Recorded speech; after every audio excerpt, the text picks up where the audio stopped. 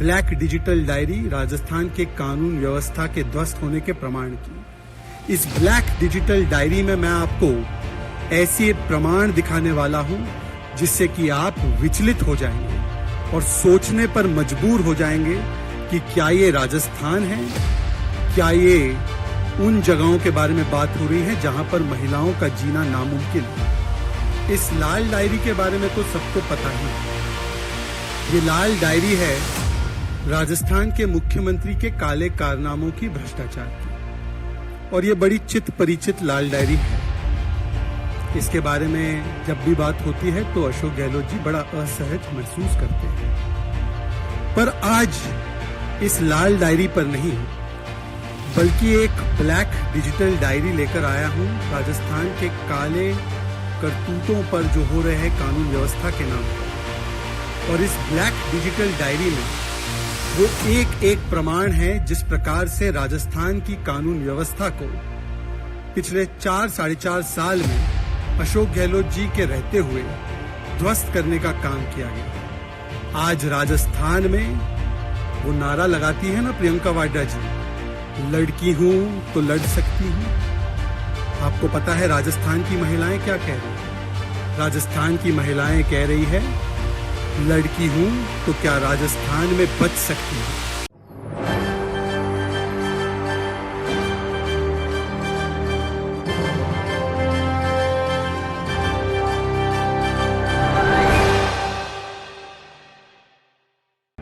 इस लाल डायरी के बारे में तो सबको पता ही है। ये लाल डायरी है राजस्थान के मुख्यमंत्री के काले कारनामों की, भ्रष्टाचार की, और ये बड़ी चित परिचित लाल डायरी है।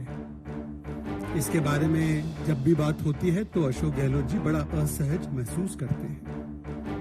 पर आज इस लाल डायरी पर नहीं बल्कि एक ब्लैक डिजिटल डायरी लेकर आया हूं राजस्थान के काले करतूतों पर जो हो रहे हैं कानून व्यवस्था के नाम पर। और इस ब्लैक डिजिटल डायरी में वो एक एक प्रमाण है जिस प्रकार से राजस्थान की कानून व्यवस्था को पिछले 4-4.5 साल में अशोक गहलोत जी के रहते हुए ध्वस्त करने का काम किया गया। और इस ब्लैक डिजिटल डायरी में कल्पना कीजिए कि जिस समय पर, जिस कालखंड में हम लोग बात कर रहे हैं नारी शक्ति को वंदन करने की, हमारी संसद ने नारी शक्ति वंदन अधिनियम पारित किया, महिलाओं को उनका संवैधानिक अधिकार दिलाया। ये केंद्र की नरेंद्र मोदी जी की सरकार कर रही है, उनकी शक्ति को वंदन कर रही है। परंतु जो ब्लैक डिजिटल डायरी में लेकर आया हूं, रेड डायरी करप्शन की, ब्लैक डिजिटल डायरी राजस्थान के कानून व्यवस्था के ध्वस्त होने के प्रमाण की। इस ब्लैक डिजिटल डायरी में मैं आपको ऐसे प्रमाण दिखाने वाला हूं जिससे कि आप विचलित हो जाएंगे और सोचने पर मजबूर हो जाएंगे कि क्या ये राजस्थान है, क्या ये उन जगहों के बारे में बात हो रही है जहां पर महिलाओं का जीना नामुमकिन है। ये तस्वीर है, और माफ करना, ये तस्वीर आज जो आई है, ये तस्वीर आप देखिए गौर से। ब्लैक डिजिटल डायरी में पहली तस्वीर, पहला प्रमाण। आप मुझे पूछेंगे कि क्या ये तस्वीर अफगानिस्तान की है? नहीं, ये तस्वीर अफगानिस्तान की नहीं। आप मुझे पूछेंगे क्या ये तस्वीर सूडान की है? नहीं, ये तस्वीर सूडान की नहीं। ये तस्वीर जयपुर जिले में जमवा रामगढ़ की है। और इस तस्वीर में एक महिला के शव को किस प्रकार से दिन दहाड़े अधजला छोड़ दिया गया है सड़कों पर, उसके साथ क्या क्या बर्बरता गुजरी होगी ये आप कल्पना भी नहीं कर सकते। ये जयपुर में, राजस्थान, दिन दहाड़े। यही ब्लैक डायरी, डिजिटल डायरी में लेकर आया हूं क्योंकि ये एक आध घटना नहीं है। आज राजस्थान में वो नारा लगाती है ना प्रियंका वाड्रा जी, लड़की हूं तो लड़ सकती हूं। आपको पता है राजस्थान की महिलाएं क्या कह रही हैं? राजस्थान की महिलाएं कह रही है, लड़की हूं तो क्या राजस्थान में बच सकती हूं। क्योंकि ये एकाध घटना नहीं है। इस ब्लैक डिजिटल डायरी में वो तमाम प्रमाण हैं जिससे कि राजस्थान पिछले 4-4.5 वर्षों में महिला उत्पीड़न में, बलात्कार में, महिला शोषण में चाहे वो महिलाएं आदिवासी समाज की हो, चाहे वो महिलाएं दलित समाज की हो, चाहे वो महिलाएं माइनर हो, उनके साथ सबसे ज्यादा उत्पीड़न की घटनाएं अगर किसी भी प्रदेश में घटित हुई है, और जिस प्रदेश में सबसे ज्यादा ऐसी घटनाएं होने के बाद कोई कार्रवाई नहीं होती है, वो राजस्थान है। मैं आपको ज्यादा पुरानी बातें नहीं बताऊंगा, केवल 4-5 दिन में जो राजस्थान में हुआ है उसके बारे में बताऊंगा। ये तो आज की घटना है, रूह को कंपाने वाली ये तस्वीर आप सबने देखी है। जयपुर में दिन दहाड़े इस प्रकार से अधजला शव मिलता है। अब मैं आपको दिखाऊंगा एक और तस्वीर। ये 2-3 दिन पुरानी तस्वीर है। ये तस्वीर है सीकर की। सीकर में एक 15 वर्षीय बच्ची खेलती कूदती शिक्षा प्राप्त करने की जिसकी उम्र है, उस बच्ची के साथ गैंगरेप किया जाता है और उस बच्ची का गैंगरेप करने के बाद उसे कुएं में मारकर ढकेल दिया जाता है। आप कहेंगे कि केवल इतनी घटनाएं? मैं आपको एक और घटना से वाकिफ कराना चाहता हूं। यह घटना है हनुमानगढ़ की। न्याय नहीं मिला तो दुष्कर्म पीड़िता ने लगाई फांसी। मित्रों, 19-20 सितंबर की बात है। एक रेप पीड़िता, जिसका मैं आपको बयान भी अभी सुनाऊंगा, वो रेप पीड़िता के साथ रेप जब हुआ, वो पुलिस को अप्रोच करती है, राजस्थान पुलिस में शिकायत दर्ज करवाती है, 164 में अपना स्टेटमेंट दर्ज करवाती है और कहती है मेरे साथ ये जुल्म हुआ। और राजस्थान की पुलिस, जाहिर सी बात है, जब राजस्थान के मुखिया ही बलात्कारियों को बचाने के लिए सारे हथकंडे करते हो तो राजस्थान की पुलिस उनकी शिकायत को अनसुना अनदेखा करती है। वो महिला मजबूरन जाकर एसपी ऑफिस के सामने धरना देती है। फिर भी राजस्थान शासन प्रशासन के कान पर जू तक नहीं रेंगती और फिर हताश होकर, निराश होकर जिस प्रकार से उस महिला को अपमानित किया जाता है, अपराधियों को बचाया जाता है, वो महिला मजबूरन अपनी जान लेने पर विवश हो जाती है।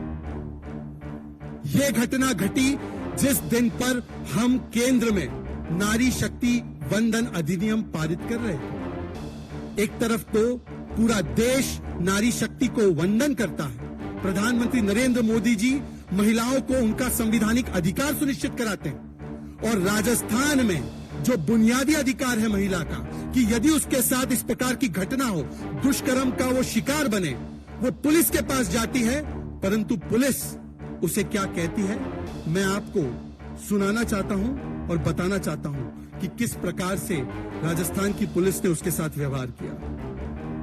यह स्थिति बन चुकी है। सुनिए उनकी बात।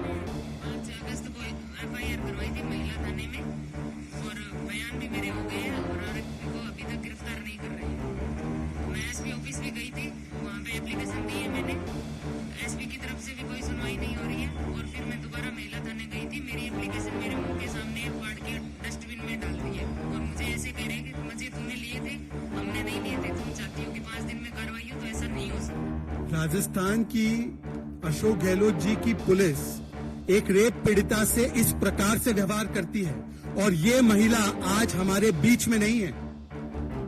ये महिला हमारे बीच में नहीं है आज। इन्होंने आत्महत्या कर दी। सीकर में 15 वर्षीय बच्ची को कुएं में डाल दिया गया। जयपुर में आज जला शव मिल रहा है। भीलवाड़ा की घटना याद होगी आपको। ये भीलवाड़ा में ये भट्टी जिसमें कोयले को जलाया जाता है, उसमें एक आदिवासी बच्ची के साथ बर्बरता करके टुकड़े टुकड़े उसके करके उसको जला दिया।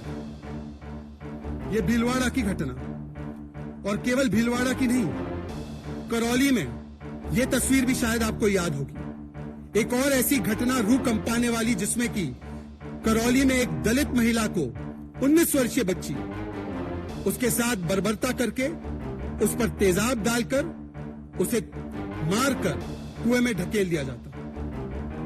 ये सारी घटनाएं हो रही है राजस्थान में, और राजस्थान के मुख्यमंत्री क्या कहते हैं? ज्यादातर बलात्कार के मामले फेक हैं। ये मैं अपने मनगढ़ंत बयान नहीं सुना रहा हूं, ये देखिए रिपोर्ट हुआ बयान। ज्यादातर मामले राजस्थान के मुख्यमंत्री बताते हैं फेक है रेप केसेस। यदि मुख्यमंत्री का ऐसा स्टैंड होगा, यदि कैबिनेट मंत्री शांति धारीवाल कहेंगे कि मर्दों का प्रदेश है, बलात्कार होना लाजमी है, तो राजस्थान की पुलिस क्या न्याय सुनिश्चित करेगी महिलाओं के? क्या दिन दहाड़े जो जयपुर में घटना घटी है वो नहीं घटेगी? आज राजस्थान नंबर 1 हो चुका है। जो सबसे असुरक्षित जिले हैं महिलाओं के लिए देश भर में, 10 में से 8 जिले राजस्थान में है। ये भी एक मीडिया की न्यूज रिपोर्ट में छपा हुआ है। ये इसीलिए मैं आज ये ब्लैक डिजिटल डायरी लाया हूं। रेड डायरी को तो नकारते रहते हैं अशोक गहलोत जी, अब ये ब्लैक डिजिटल डायरी को कैसे निकालेंगे? किस प्रकार से आप आज बात करते हैं कांग्रेस पार्टी के लोग महिला सुरक्षा, महिला सशक्तिकरण को लेकर बड़े बड़े दावे करते हैं। आए दिन उनके प्रवक्ता और नेता महिला के मुद्दों को लेकर अलग अलग जगहों पर वल्चर पॉलिटिक्स करते हैं। उठाइए, देश में किसी भी महिला के साथ कोई भी घटना हो, उठाना चाहिए, उस पर बात रखनी चाहिए, परंतु जो घटनाएं मैंने बताई उस पर एक भी ट्वीट, एक भी वक्तव्य, एक भी बयान राहुल गांधी और प्रियंका वाड्रा का या इंडी गठबंधन के किसी भी व्यक्ति का या कांग्रेस के बड़े से बड़े चीखने चिल्लाने वाले प्रवक्ताओं का, जो आगे जाकर अब पीसीबी करेंगे, क्या उन्होंने दिया है? हनुमानगढ़ पर जहां पर सुसाइड करने पर विवश हो गई पीड़िता, क्या बयान दिया कांग्रेस पार्टी ने? सीकर में बच्ची के साथ जो कृत्य हुआ, उसकी जान ले ली गई, क्या बयान दिया कांग्रेस पार्टी ने? भीलवाड़ा में, करौली में, प्रतापगढ़ में जहां पर निर्वस्त्र किया गया महिला को, क्या बयान दिया कांग्रेस पार्टी ने, इंडी गठबंधन ने?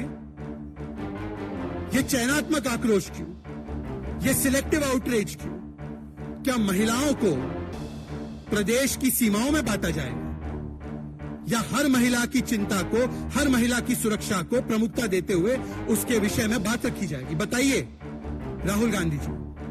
और उल्टा जब राजस्थान में वहां के मंत्री राजेंद्र गुड़ा जब महिला सुरक्षा को लेकर विधानसभा में बोलना चाहते हैं, तब उनको तुरंत अगले दिन बर्खास्त कर दिया जाता है। जब उन्हीं की विधायक दिव्या मदेरणा, ये दिव्या मदेरणा का बयान है, आपको याद होगा, उन्होंने कहा था कि मैं खुद असुरक्षित हूं, बाकी महिलाओं का क्या?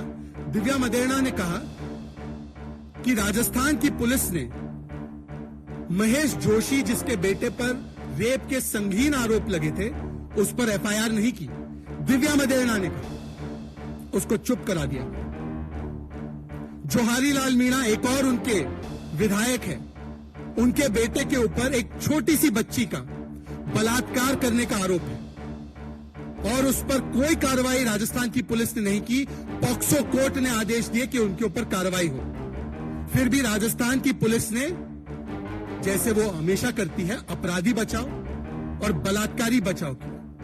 एक तरफ देश में बेटी बचाओ चलता है और दूसरी तरफ राजस्थान में बलात्कारी बचाओ, अपराधी बचाओ और किसी प्रकार से सत्ता बचाओ। आज मैं सवाल पूछना चाहता हूं, और ये घटना आज जो हमने देखी है जयपुर की, हूबहू इसी प्रकार की घटना। सोचिए, एक तरफ भूमि मां पद्मावत की और एक तरफ भूमि मां दुर्गा की।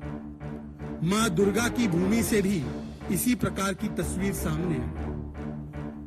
ये तस्वीर है नॉर्थ 24 परगना की, जहां पर एक महिला को किस प्रकार से उसके साथ बर्बरता हुई होगी, उसके हाथ पैर एक प्रकार से बांध के, उसके शरीर पर गंभीर चोटें करके और उसके चेहरे को जला दिया जाता है ताकि उसकी शिनाख्त ना हो, ताकि उसे पहचाना ना जा सके। सोचे किस प्रकार से ये घटनाएं हो। बंगाल वो प्रदेश जिसको कहते हैं मां माटी मानुष, टीएमसी की सरकार आज वहां पर मां माटी मानुष नहीं, जैसे मीनाक्षी लेखी जी ने अभी कुछ देर पहले बताया था, वहां पर बम, बुलेट और बेटी के साथ अन्याय की भूमि बन चुकी है। और यह होना ही है जब वहां पर टीएमसी अर्थात तालिबानी माइंडसेट एंड कल्चर की सरकार चल रही है।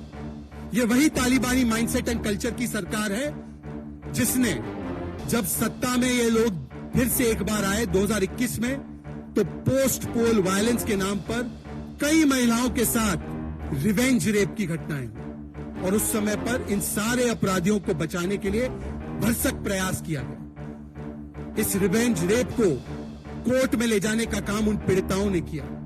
कहीं पर 10 वर्षीय 12 वर्षीय महिला लड़की, कहीं पर 60 वर्षीय महिला, अपने हलफनामा कोर्ट में देकर उन्होंने अपने साथ जो गुजरी हुई पीड़ा है उसको बयान किया। जब एक छोटी सी बच्ची के साथ बलात्कार होता है नाडियाड में, तो ममता दीदी कहती है ये लव अफेयर गॉन रॉन्ग है। जब महिलाओं के साथ और भी अनाचार दुराचार होता है, 15-15 घटनाएं 20-30 दिन में हो जाती हैं, तब इस पर तृणमूल कांग्रेस आकर दोषारोपण किसी और पर करती है। इस पर भी देखना, इस घटनाक्रम में भी देखना, नॉर्थ 24 परगना वाली घटनाक्रम पर भी आधे दिन का इंतजार कीजिए, टीएमसी आकर किसी ना किसी अन्य दोषी को या किसी ना किसी अन्य एजेंसी को दोष देगी। यह उनका हैंडबुक बन चुका है। मालडा में आदिवासी महिलाओं को निर्वस्त्र किया गया, शायद आपको याद होगा वो घटनाक्रम। उस पर जिस प्रकार से टीएमसी की नेत्री ने आकर बयान क्या दिया आपको पता है? उनकी मंत्री है शशि पांजा, सुनिए उनका बयान।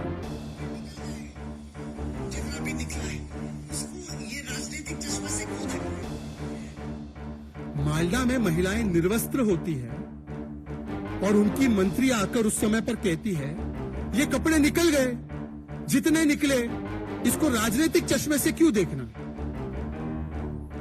कहने का मकसद यह है कि जब मां पद्मावत की जमीन राजस्थान से मां दुर्गा की जमीन पश्चिम बंगाल तक एक के बाद एक रूह कंपाने वाली महिलाओं के खिलाफ उत्पीड़न की, शोषण की, दुराचार की घटनाएं लगातार सामने आ रही है, तब राहुल गांधी, प्रियंका वाड्रा, स्वाति मालीवाल, इंडी गठबंधन के सारे नेता ये कहां चले जाते हैं? मुझे बताया जा रहा है कुछ देर बाद इनकी प्रेस कॉन्फ्रेंसेस है अलग अलग विषयों पर। क्या इस पर वो जवाब देंगे? या रेप जैसे मुद्दे को भी, महिला सुरक्षा जैसे मुद्दे को भी, महिला उत्पीड़न जैसे मुद्दे को भी केवल वल्चर पॉलिटिक्स और राजनीति का हथियार बनाना है? इसलिए कुछ जगहों पर तो चीख चीख कर बोलना है, विजिट करनी है, राजनीति करनी है, और कुछ जगहों पर पूर्ण तरीके से खामोश रह जाना है। ये चयनात्मक आक्रोश आज बहुत कुछ कहता है, ये चयनात्मक चुप्पी बहुत कुछ कहती है। बहुत बहुत धन्यवाद। अगर किसी के सवाल होंगे इस विषय को लेकर